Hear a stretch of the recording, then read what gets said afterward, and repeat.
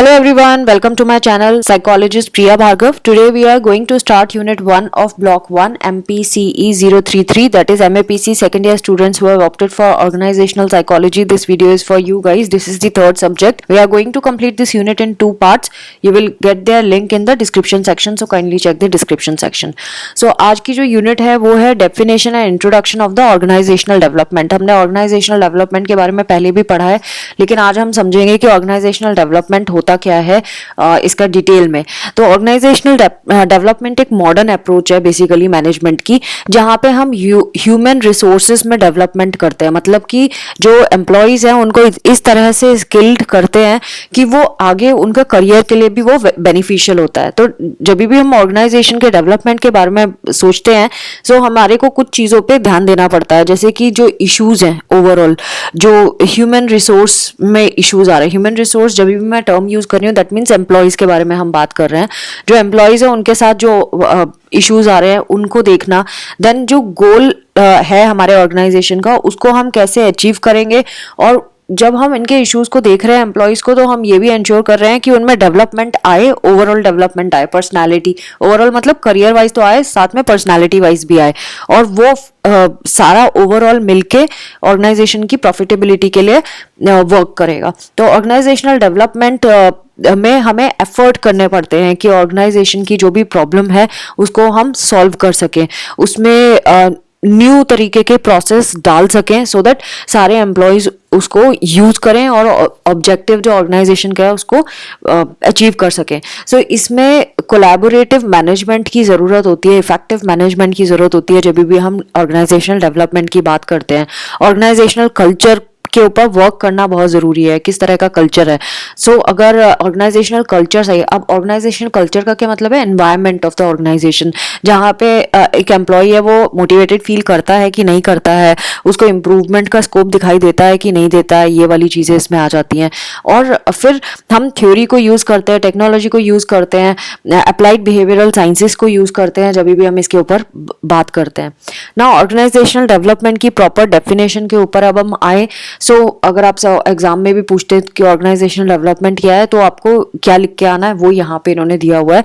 तो ऑर्गेनाइजेशन की पहले तो डेफिनेशन समझना जरूरी है कि ऑर्गेनाइजेशन होता क्या है, उसके बाद हम ऑर्गेनाइजेशनल डेवलपमेंट को समझेंगे।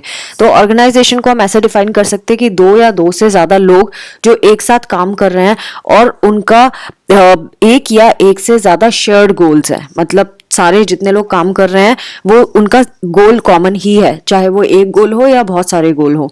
फिर वेस्ट बोर्ड ने 6 स्टेप मॉडल बताया था ऑर्गेनाइजेशन को समझने के लिए। ये 6 स्टेप्स यहाँ पे दिए हुए हैं, जैसे कि पहला है पर्पस।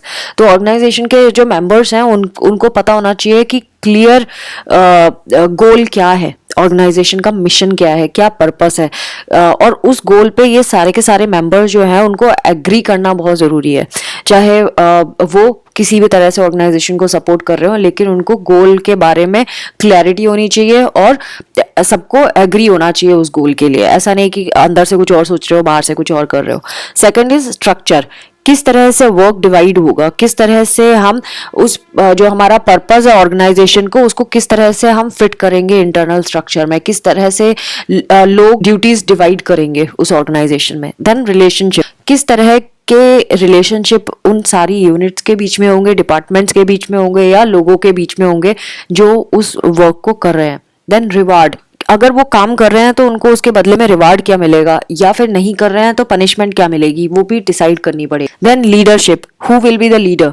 अगर बहुत सारे लोग एक ही गोल के लिए वर्क कर रहे हैं तो उसमें एक कोई तो लीडर ढूंढना ही पड़ेगा। और लीडरशिप जो होगी वो किस तरह की होगी, वो क्या सबको बाइंड करके रखने वाली होगी, वो एक बैलेंस मेंटेन करने वाली होगी कि नहीं होगी, वो सब हम इसमें डाल सकते हैं। देन हेल्पफुल मैकेनिज्म, यानी कि पूरा जो प्रोसेस ऑर्गेनाइजेशन में चलेगा उसमें स्टेप बाय स्टेप चीजें होंगी। कौन कौन से चीजें आप डालोगे उसमें, जैसे कि planning, control, budgeting, information system, ये सारी चीजें होंगी जिसमें ऑर्गेनाइजेशन के जो मेंबर्स हैं वो हेल्प करेंगे इसको अकम्प्लिश करने में ना। ये तो था ऑर्गेनाइजेशन के बारे में। अब हम करेंगे ऑर्गेनाइजेशनल डेवलपमेंट के बारे में। ऑर्गेनाइजेशनल डेवलपमेंट क्या होता है, इसको हम ऐसे डिस्क्राइब कर सकते हैं कि ये सिस्टमैटिक प्रोसेस है। सिस्टमैटिक मतलब एक सिस्टम से चलने वाला, जिसमें एक कोई गाइडलाइंस होंगी जिसको हम फॉलो करेंगे, एक स्टेप बाय स्टेप प्रोसेस होगा। तो ये एक सिस्टमैटिक प्रोसेस है जो कल्चर, सिस्टम और बिहेवियर जो ऑर्गेनाइजेशन का है उसमें चेंज लाता है, और ये हेल्प करता है ऑर्गेनाइजेशन की जितनी भी प्रॉब्लम्स हैं उनको सॉल्व करने में, उसके ऑब्जेक्टिव को अचीव करने के लिए। So it should be planned, मतलब ऐसे ही रैंडमली आप उठा के कुछ भी नहीं बोल सकते कि हमने ये टेक्नोलॉजी लाए अब इसमें सब सीखो, ये ऑर्गेनाइजेशन डेवलपमेंट, ऐसा नहीं होता है। उसको प्रॉपर प्लानिंग करना पड़ेगा, सिस्टम को एस्टैब्लिश करना पड़ेगा, एंड हमारा मेन फोकस जो लोग एम्प्लॉयज़ वर्क कर रहे हैं उनके डायमेंशंस के ऊपर भी होता है, जैसे कि नॉर्म्स आपको सेट करने पड़ेंगे, आपको वैल्यूज सेट करनी पड़ेंगी, एटीट्यूड्स, रिलेशनशिप्स, ऑर्गेनाइजेशन कल्चर, इस सब के ऊपर फोकस करना पड़ेगा जब आप ऑर्गेनाइजेशन डेवलपमेंट की बात करते हैं। हम जो स्ट्रेटेजीज होंगी ऑर्गेनाइजेशन की, उनका फोकस क्या होगा कि ऑर्गेनाइजेशन की इफेक्टिवनेस को एनहांस किया जाए, जो प्रॉब्लम्स ऑर्गेनाइजेशन में आ रही है उसको सॉल्व किया जाए।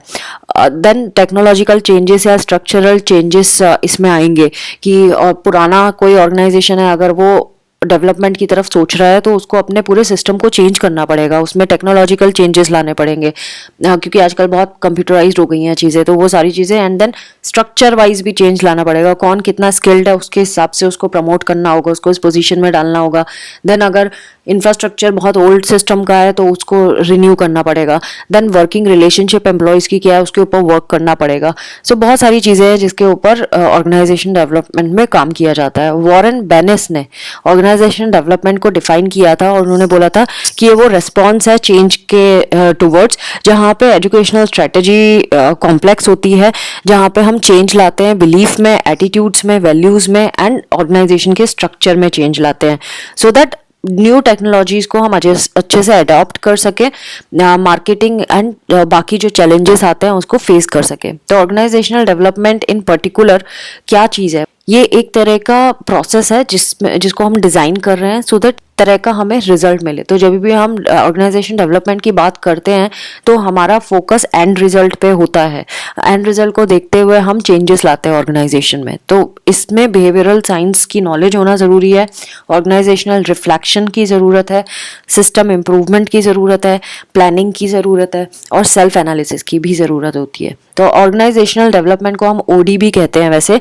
सो ओडी एक वो प्रोसेस है जहाँ पे ऑर्गेनाइजेशन के इम्प्रूवमेंट के बारे में हम काम करते हैं, केयरफुल प्लानिंग के साथ करते हैं, ऑर्गेनाइजेशन के बेनिफिट्स को हम इम्प्लीमेंट करते हैं, एंड देन जब भी ऑर्गेनाइजेशन के कुछ बेनिफिट होते हैं तो उन बेनिफिट से कुछ और इम्प्रूवमेंट के ऊपर काम करते हैं। एंड देन हम ऑर्गेनाइजेशन के सिर्फ बेनिफिट के बारे में नहीं सोचते, हम एम्प्लॉयज़ और स्टेक होल्डर्स के बेनिफिट के बारे में भी सोचते हैं। तो ओडी के अंदर ये सारी चीज़ें आ जाती हैं। ऑर्गेनाइजेशन जो होते हैं ना उनको इम्प्रूवमेंट की ज़रूरत तो हमेशा होती है, सो हमें उसको सपोर्ट करना ज़रूरी है। जो क्लाइंट एंड कंसल्टेंट्स होते हैं वो साथ में वर्क कर सकते हैं, डाटा को गैदर कर सकते हैं, इश्यूज़ को डिफाइन कर सकते हैं, कैसा कोर्स ऑफ एक्शन होगा उसके ऊपर वर्क कर सकते हैं। तो ऑर्गेनाइजेशन को जब भी हम एसेस करते हैं तो उसकी करंट सिचुएशन को कंसीडर करते हुए एसेस करते हैं, और एसेस करने के बाद हम आइडेंटिफाई कर सकते हैं कि क्या क्या इश्यूज़ हैं ऑर्गेनाइजेशन में, क्या क्या अपॉर्चुनिटी हैं, और किस तरह से हम बिजनेस ऑब्जेक्टिव को अचीव करने के लिए उन चेंजेस पे वर्क कर सकते हैं। सो ओडी ट्रेडिशनल कंसल्टिंग से डिफरेंट होती है। लोग सोचते हैं कि ये सेम है जैसा हम ट्रेडिशनल कंसल्टिंग करते हैं, जबकि ऐसा नहीं है। ओडी में हम क्लाइंट्स को भी इन्वॉल्व करते हैं, क्योंकि क्लाइंट के फीडबैक से हमें बहुत सारी चीज़ों पे वर्क करने के लिए मोटिवेशन भी मिलता है, हमें पता भी चलता है कहाँ पे कमियां हैं। ओडी में अगेन इन्होंने कुछ और चीज़ें भी बताई हैं, जैसे कि कलेक्टिव टैलेंट को हार्नेस करना, मतलब जितने भी एम्प्लॉयज़ हैं उनमें टैलेंट आइडेंटिफाई करना, उनको और ज़्यादा इम्प्रूव करना, जो भी परफॉर्मेंस उनकी है अगर आपको लग रहा है कि भाई गैप है तो उसको फुलफिल करना, इम्प्रूव करना उनकी परफॉर्मेंस में, कुछ प्लान्ड स्टेप्स लेना सो दैट ऐसा एनवायरनमेंट क्रिएट किया जा सके जो स्टाफ को अनेबल करता हो ऑब्जेक्टिव को डिलीवर करने के लिए, और स्टाफ की कोई इश्यूज हैं तो उसको समझने में उनकी हेल्प करता हो।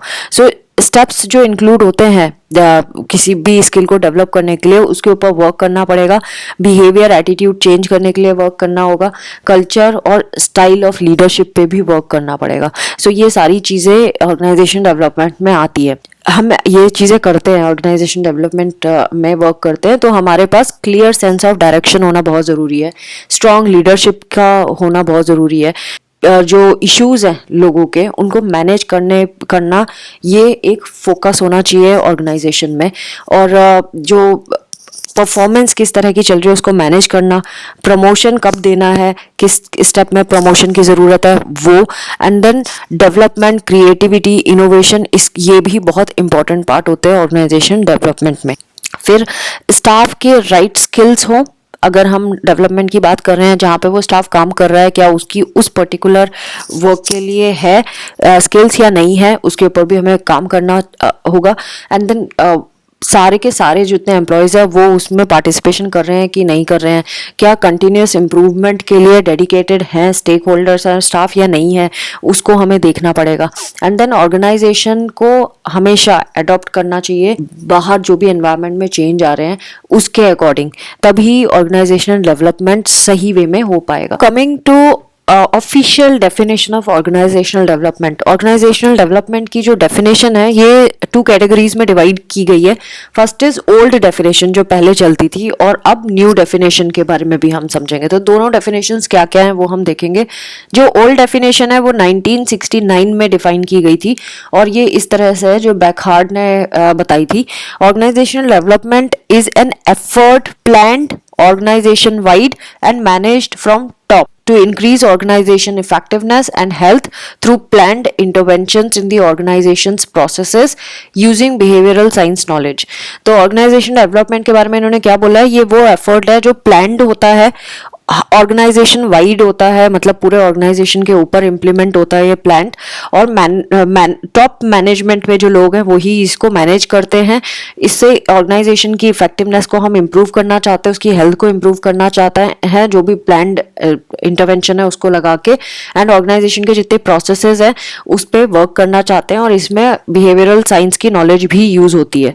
नाउ न्यू डेफिनेशन क्या बोलती है? न्यू डेफिनेशन 1984 में दी गई थी, और इसमें ऑर्गेनाइजेशन डेवलपमेंट के बारे में इन्होंने बोला है कि ऑर्गेनाइजेशनल डेवलपमेंट वो अटेम्प्ट है जो हर एक मेंबर को इन्फ्लुएंस करता है ऑर्गेनाइजेशन के, कि वो अपना कैंडिडेटनेस को एक्सपैंड करे एक दूसरे के लिए, और इसमें जो ऑर्गेनाइजेशन के व्यूज है, जो एक्सपीरियंसेस हैं, उनको शेयर किया जाए। ग्रेटर रिस्पॉन्सिबिलिटीज से ऑर्गेनाइजेशन के मेंबर्स को एक्शन लेना पड़ेगा। दोनों ऑब्जेक्टिव साइमल्टेनियसली पूरा करते हैं। दोनों ऑब्जेक्टिव मतलब कि कौन से, जो इंडिविजुअल ऑब्जेक्टिव है और जो ऑर्गेनाइजेशन का ऑब्जेक्टिव है, दोनों ऑब्जेक्टिव्स को जब साइमल्टेनियसली वर्क करते हैं तो ये नए तरीके ढूंढ सकते हैं कि कैसे इकट्ठा होकर काम करें, ज़्यादा इफेक्टिवली अपने जो गोल्स हैं उनको अचीव कर सकते हैं, ऑर्गेनाइजेशन के भी और खुद के भी। अगर ऐसा नहीं होगा तो ये जो एक्टिविटीज़ हैं इनसे हम समझ पाएंगे कि क्या हमें मीनिंगफुल चॉइसेस लेनी है, so that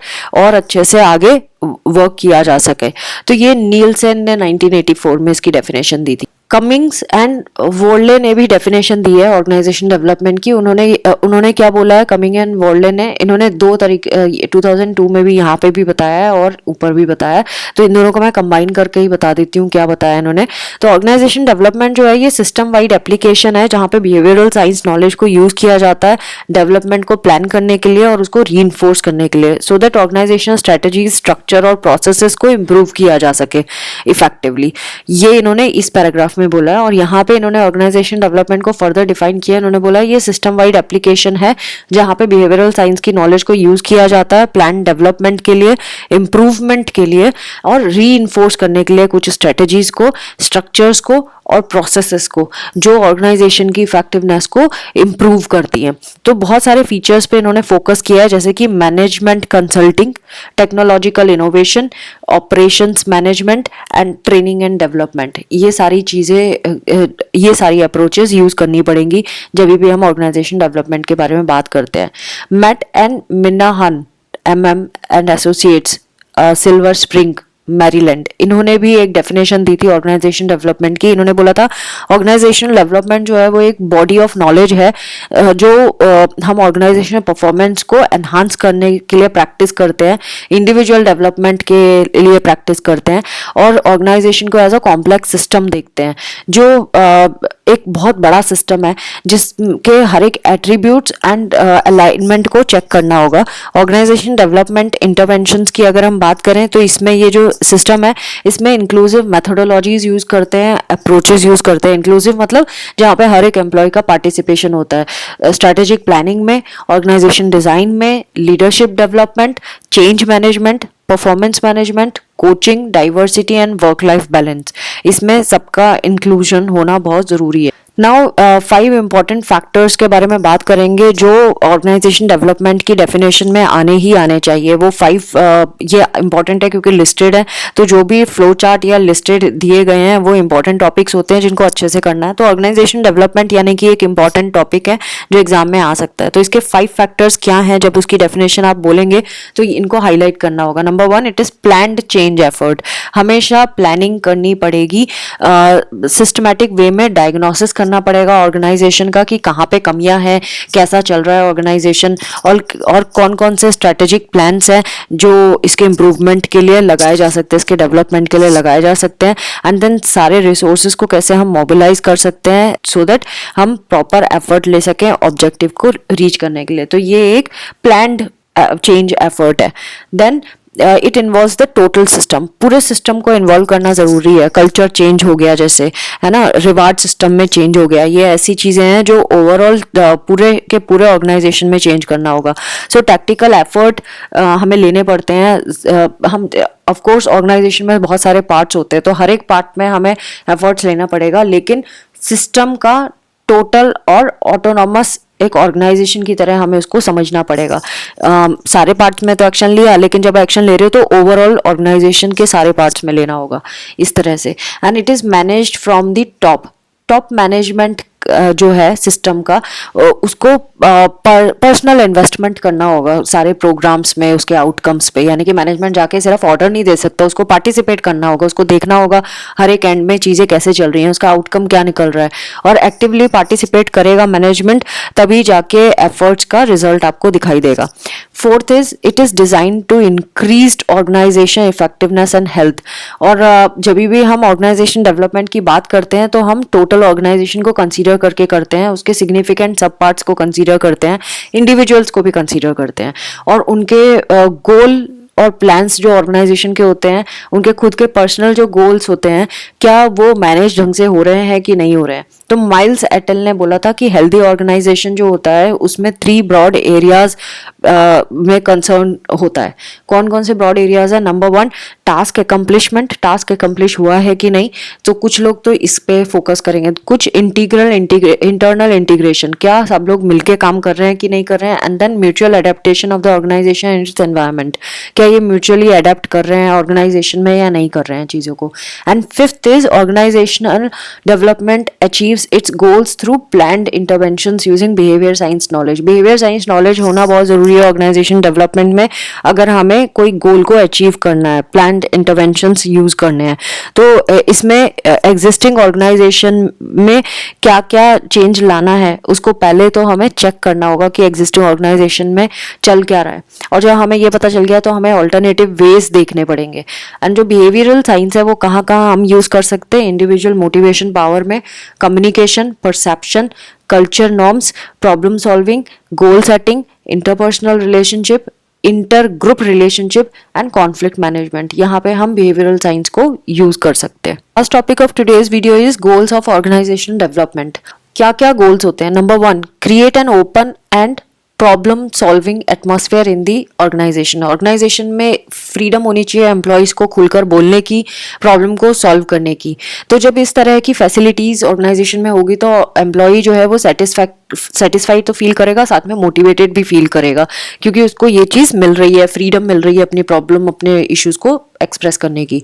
second is the authority should be associated with their role, status, knowledge and competence. यानी जो हायर पोजीशन में बैठे हुए लोग हैं, बेसिकली मैनेजमेंट वाले, वो अगर इन्वॉल्व होते हैं, अपने रोल को सही से प्ले करते हैं और उनको नॉलेज है और उसको यूज भी कर रहे हैं ऑर्गेनाइजेशन में, सो ये हेल्प करता है पॉजिटिव रिलेशनशिप में सुपीरियर एंड सबऑर्डिनेट्स के बीच में, क्योंकि वो देख रहे हैं कि मैनेजर्स काम कर रहे हैं, मेहनत कर रहे हैं, तो ऑटोमेटिकली सबऑर्डिनेट भी फॉलो करता है उसको, और एक कंड्यूसिव एनवायरनमेंट हो जाता है ऑर्गेनाइजेशन में, जो हेल्प करता है ऑर्गेनाइजेशन को इम्प्रूव करने के लिए, डेवलप करने के लिए।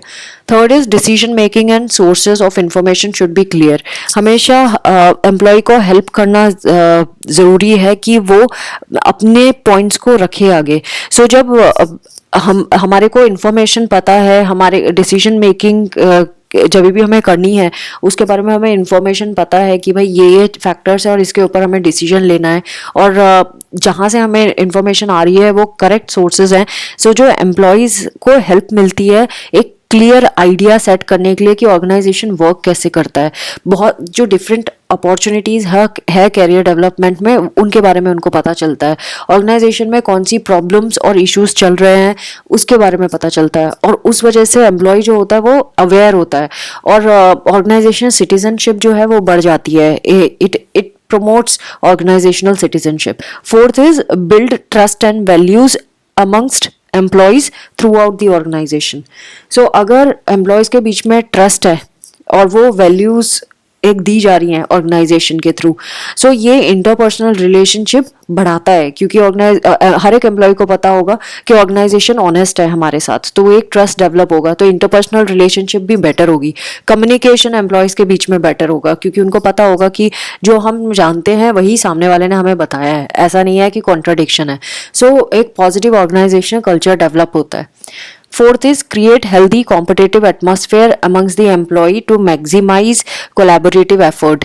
तो जब भी एक healthy competitive atmosphere होगा तो ये टीम वर्क को प्रमोट करेगा, ओवरऑल फंक्शनिंग जो ऑर्गेनाइजेशन की है वो एनहांस हो जाएंगी। Next is sixth, develop a reward or promotion system to motivate the personnel and increase the performance. तो जब भी उन्हें पता होगा कि भाई हम एक्स्ट्रा काम करेंगे तो हमें रिवार्ड पक्का मिलेगा, हमें प्रमोशन मिलेगा या रिवार्ड मिलेगा या कोई और तरीके से हमें रीइंफोर्समेंट मिलेगा। सो ये एक तरह की मोटिवेशनल टेक्निक है। सो और भी तरह तरह की मोटिवेशनल टेक्निक्स यूज़ की जा सकती है सो दैट परफॉर्मेंस अच्छी हो सके, इम्प्रूव हो सके। Seventh is improve the effectiveness of the organization. तो इसके लिए भी बहुत सारी टेक्निक्स होती हैं जो ऑर्गेनाइजेशन इफेक्टिवनेस के लिए हम लगा सकते हैं, और ये ऑर्गेनाइजेशन डेवलपमेंट का जो गोल होता है उसको अचीव करने के लिए बहुत सारी टेक्निक हम आगे भी पढ़ेंगे, तो इसीलिए यहाँ पे डिटेल में नहीं बताया हुआ है। And then eighth is enhance achievement of the organisational goal. हमेशा जो ऑर्गेनाइजेशन का गोल है उसको अचीव करने के लिए क्या क्या करना है उसको हमें एनहांस करना होगा, कौन कौन से स्टेप्स हैं जो हम यूज़ कर सकते हैं ऑर्गेनाइजेशन गोल को अचीव करने के लिए। तो friends, this was all about part 1 of unit 1 of block 1 MPCE 033, that is third subject of organizational psychology. I hope आपको ये वीडियो समझ आएगा। Thanks for watching and do not forget to subscribe, like and press the notification bell, and do share my videos with rest of the students. Thanks for watching. Take care of yourself. Bye bye.